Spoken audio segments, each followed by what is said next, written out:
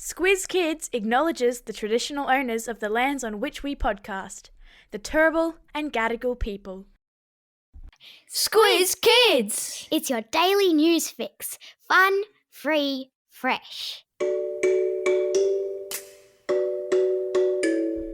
Hello and welcome to Squiz Kids Today, your fresh take on what's happening in the world around you. I'm Bryce Corbett. It's Tuesday, June 13. In Squiz Kids Today, amazing Amazon survival story, double-decker plane seats, King's birthday honours, and the fish that walks on its hands. That's what's making news, kids style. The lowdown. Imagine being lost in a jungle for 40 days. Imagine having nothing but a bag of flour and your own survival skills to rely on. And imagine how relieved you would be when rescuers finally found you and returned you to your family. Because that's been the experience of 4 kids in the South American country of Colombia whom rescuers found deep in the Amazon jungle on the weekend after being lost for over a month. In a remarkable tale of survival and resilience, the 4 brothers and sisters, aged 13, 9, 4 and 1, only had a small bag of flour to eat between them for over a month and used skills they had learned from their grandmother to find fresh water in the jungle, to make a shelter and to scare off the wild animals that took an interest in them. And all of this after they had survived a plane crash. So just stop and think about that for a moment. A 13-year-old girl managed to keep her younger brothers and sisters alive, including a 1-year-old, for over 40 days in the harshest conditions imaginable. The kids were yesterday recovering in hospital, surrounded by family members who never gave up hope of them being reunited. According to rescuers, the kids stayed alive by eating native fruits, avoiding poisonous plants, creating a makeshift shelter from branches, and by gathering rainwater to drink. I've stuck links in today's episode notes to photos of the dramatic search and rescue effort. It truly is like a script from a Hollywood movie.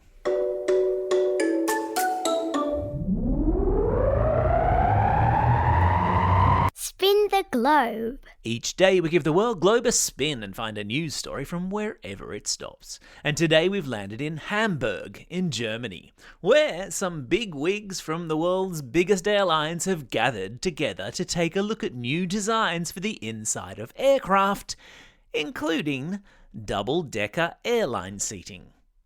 So this being a podcast and all, it's a little hard to describe, but I'll give it a go. You know how in a sports stadium or a theatre, the row of seats behind you is often a little bit higher than you?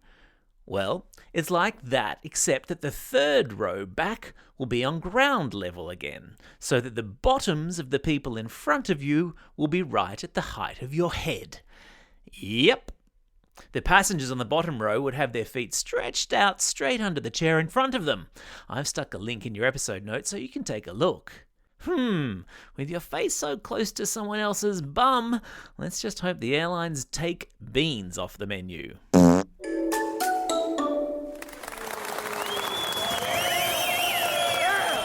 Squiz Kids salutes. And today it's a big Squiz Kids salute to the many Australians named in yesterday's King's birthday honours list.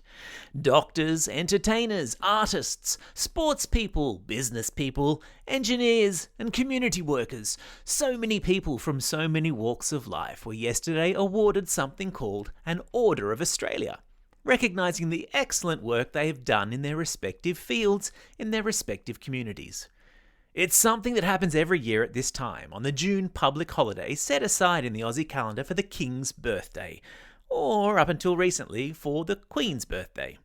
And this year, for the first time, there were more women than men amongst the almost 1,200 recipients of the Order of Australia. Go girls! Animal Kingdom. I've heard of some crazy stuff in the animal world, but until yesterday, I'd never heard of a fish that walks on its hands. But that's what a French wildlife photographer has stumbled upon at the bottom of the Derwent River in Tasmania.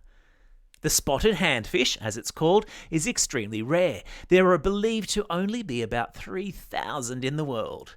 And get this, it scurries along the riverbed using its pectoral fins as hands. Incredible. I've stuck a link to photos of the spotted handfish in today's episode notes. And while you're there, check out the link to the Australian Geographic Nature Photographer of the Year contest, where some of the best entries have been highlighted. There's a seal doing a bend back, sharks swimming under a rainbow, and kangaroos having a fight. But my favourites are the crab having an argument with a fish, and a couple of clown coral blennies. Check out the link and you'll see what I mean. Time for the quiz. This is the part of the podcast where you get to test how well you've been listening. Question number 1. In which country have 4 kids just been rescued after 40 days lost in the Amazon? Yeah, that's right, it's Colombia. Question number 2. What's the name of the fish that walks on its hands? Yeah, that's right, it's the spotted handfish. Question number 3. What's the name of the river in Tasmania where the hand-walking fish was spotted? Yeah, well done if you said the Derwent River.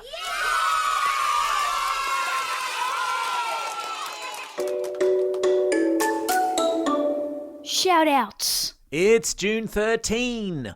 On this day, in 1978, a movie called Grease came out in the cinema. And to this day, you can't have a party or a karaoke night without someone cracking out Summer Nights. Or is that just the parties that I go to? Probs. It's also a special day for these Squiz Kids celebrating a birthday today.